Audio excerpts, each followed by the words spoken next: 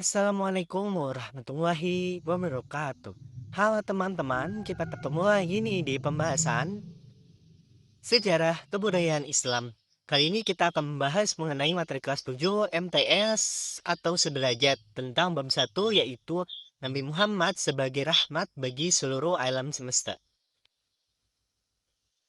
Yang pertama, kepercayaan masyarakat Arab pra-Islam. Masyarakat kota Mekah sebelum mereka menyembah berhala dan batu-batuan adalah masyarakat menganut ajaran tauhid yang dibawa oleh Nabi Ibrahim alaihissalam, yaitu agama yang mengajarkan percaya dan menyembah hanya kepada Allah, Tuhan yang Maha Esa. Setelah Nabi Ismail wafat, maka terjadi keterputusasaannya risalah yang akhirnya mereka menyembah selain Allah. Proses perpindahan kepercayaan ini bermula ketika salah satu pembesar suku Khuza'ah bernama Amir bin Lu'ay al-Huzai pergi ke Syam atau Syria. Pada saat musim haji, banyak masyarakat dari bangsa Arab berziarah ke Mekah dan melihat berhala di sekitar Ka'bah. Adapun tata cara peribadatan bangsa Arab dalam menyembah berhala, yang pertama ada yang berdiam di sisi berhala, berlindung kepadanya, memuji dan meminta pertolongan kepadanya. Kemudian yang kedua, ketika berhaji mereka bertawaf mengelilingi berhala-berhala tersebut dan bersujud kepadanya. Dan yang ketiga, mendekatkan diri kepadanya dengan memberikan berbagai sesembahan. Selanjutnya adalah penelitian masyarakat Arab pra-Islam. Terdapat dua kategori, yakni kategori positif dan negatif. Yang pertama ada kategori positif, bangsa Arab dikenal dengan bangsa yang ahli syair dan pemberani. Selanjutnya, bangsa Arab juga mempunyai semangat yang tinggi dalam mencari nafkah, sabar menghadapi kekerasan alam, mempunyai ketahanan fisik, kekuatan daya ingat, hormat akan harga diri dan martabat, masyarakat yang cinta kebebasan, loyal pada pimpinan, pola hidup yang sederhana, ramah, dan lain sebagainya. Adapun kategori negatif sendiri terbagi menjadi beberapa poin. Yang pertama, senang meminum minuman homer atau arak sampai mabuk, kemudian berjudi, berzina, dan merampok. Mereka memposisikan perempuan pada posisi terendah. Mereka mempunyai tradisi mengubur anak perempuan mereka hidup-hidup saat masih balita, karena mereka merasa malu dan terhina mempunyai anak perempuan. Seperti yang dijelaskan di atas, bahwasannya perempuan sendiri ini kan diposisikan di sebagai kasta terendah ya, posisi terendah dibandingkan laki-laki. Maka dari itu ketika orang tua memiliki anak perempuan, mereka akan merasa malu sehingga mereka tidak segan-segan untuk mengubur anak perempuannya hidup-hidup. Selanjutnya adalah kondisi ekonomi pra-Islam. Kondisi ekonomi bangsa Arab saat sebelum datangnya Islam sudah maju karena sebagian besar mereka berniaga. Perdagangan merupakan mata pencaharian mereka, meskipun ada juga yang bertani dan beternak. Adapun kondisi politik pra-Islam ini adalah bangsa Arab dipengaruhi oleh tiga kekuatan politik. Yang pertama ada kekaisaran Bizantium, ada kekaisaran Persia yang memeluk agama Zoroaster, serta dinasti Himyar yang berkuasa di Arab bagian selatan. Selanjutnya adalah kerajaan yang pernah ada di Jazirah Arab. Yang pertama ada kerajaan Kindah, ada kerajaan Ma'in dan kerajaan Qotban, kerajaan Saba, kerajaan Himyar, pendudukan Romawi di Yaman, pendudukan orang-orang Persia dan Yaman, kerajaan Hiroh, kerajaan Gosan, dan Hijaz. Selanjutnya kita akan membahas mengenai riwayat Nabi Muhammad SAW. Nabi Muhammad lahir pada tanggal 12 Rabiul Awal tahun Gajah yang bertepatan dengan 20 April 571 Masehi. Ayahnya bernama Abdullah bin Abdul Muthalib, ibunya bernama Aminah binti Wahab. Adapun nasab bapak dan ibu beliau bertemu pada datuk beliau yang bernama Kilab. Beliau berasal dari suku asli Quraisy, yang mana suku Quraisy adalah suku yang mempunyai kedudukan utama dalam kemuliaan dan kedudukan yang tinggi di antara bangsa Arab. Nabi Muhammad dilahirkan di rumah Abu Thalib di Shim bin Hashim. Perempuan yang bertindak sebagai bidannya adalah Syafa.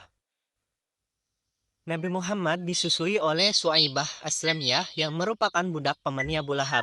Dan juga lamanya itu, lama beliau disusui oleh Halimah binti Abu Zuaib As-Sa'diyah atau Halimah Sa'diyah, istrinya Al-Haris bin Abdul Al-Mazza.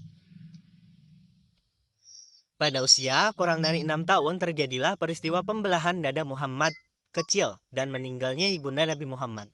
Jadi ketika Nabi Muhammad ini berusia 6 tahun, beliau didatangi oleh seseorang yang tidak lain adalah malaikat Jibril.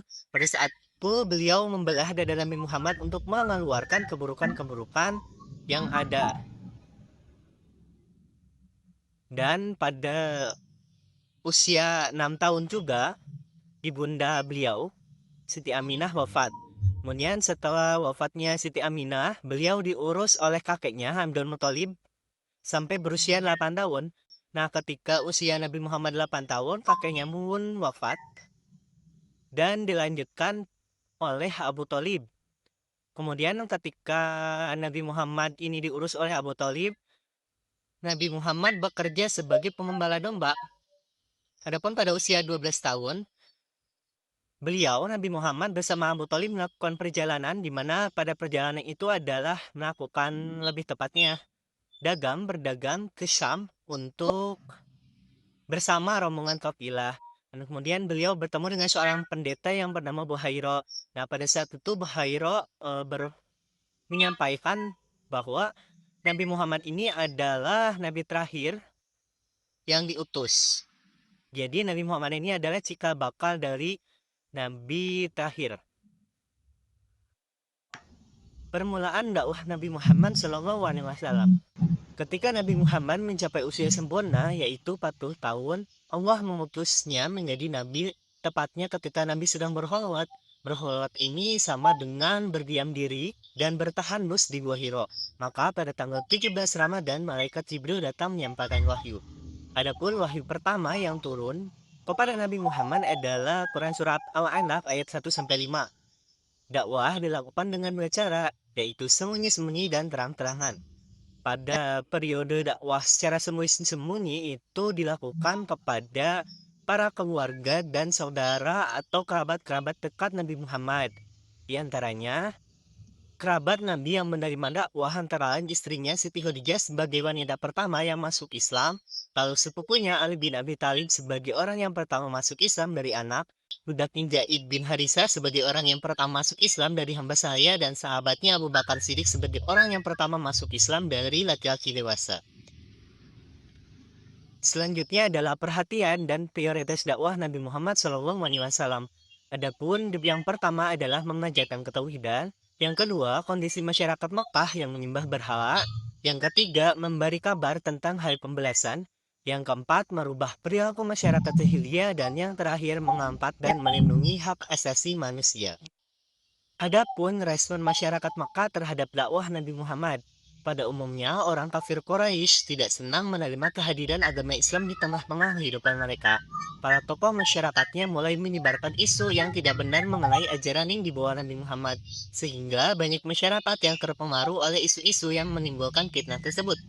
Faktor yang menyebabkan mereka menolak keras ajaran Muhammad adalah yang pertama, ketakutan akan kehilangan kekuasaan, yang kedua, ketakutan akan hilangnya status sosial, dan yang ketiga, ketakutan akan hilangnya perdagangan patung.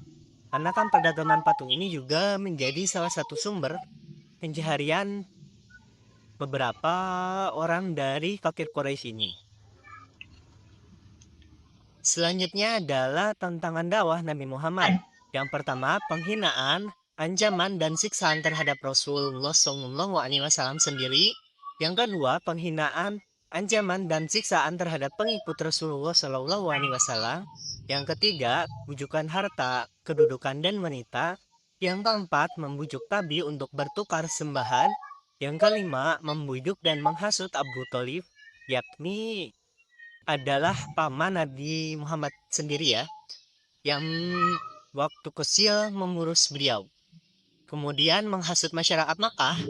Selanjutnya adalah pengasingan dan pemboikotan Bani Hashim dan Bani Muthalib, dan yang terakhir mempengaruhi pimpinan negara-negara tetangga untuk menolak kehadiran orang Islam. Adapun kunci keberhasilan Nabi Muhammad dalam dakwah di Mekah yang pertama adalah kesabaran beliau, yang kedua kegigihan dan keulatan beliau ketika berdakwah, yang ketiga berakidah yang benar dan kuat, yang keempat akhlak terpuji dan menjauhi kemungkaran. Karena ada salah satu hadis atau ayat Quran itu yang menjelaskan bahwa Nabi Muhammad merupakan suri tauladan yang baik. Artinya beliau memiliki akhlak-akhlak yang begitu terpuji yang patut kita contoh sebagai umatnya. Dan yang terakhir, kesetaraan derajat. Baik, cukup sekian pembahasan kita pada materi kali ini. Semoga bermanfaat. Mohon maaf apabila ada kesalahan. See you and thank you. Jangan lupa like, comment, dan subscribe. Wassalamualaikum warahmatullahi wabarakatuh.